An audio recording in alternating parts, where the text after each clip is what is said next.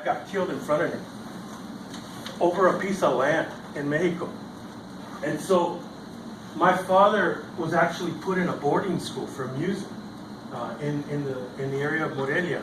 It's actually called the Music Academy of Morelia.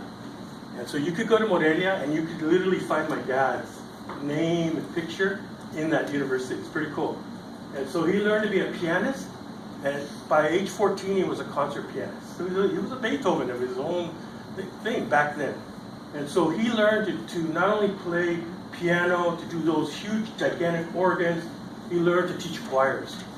And so he used music to move through Mexico. And he did it in a very circular way where he ended up in the area of Chihuahua and crossed into El Paso.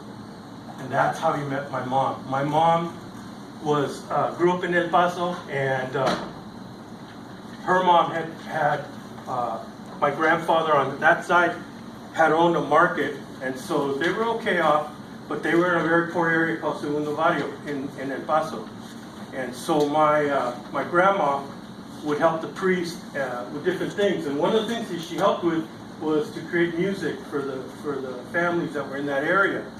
And so my dad was literally hired by my grandma to come and be the choir director and help this music thing come along. And then my mom was one of his students, and then they fell in love, and next thing you know, they're getting married.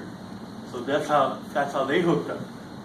And then a priest in the Santa Barbara area invited my dad to move from El Paso into the Santa Barbara area. That's how we got into Santa Barbara. And Santa Barbara is kind of a very well-off place. Not for the Latinos, but for the güeros that are in there. It's a pretty expensive little place to live.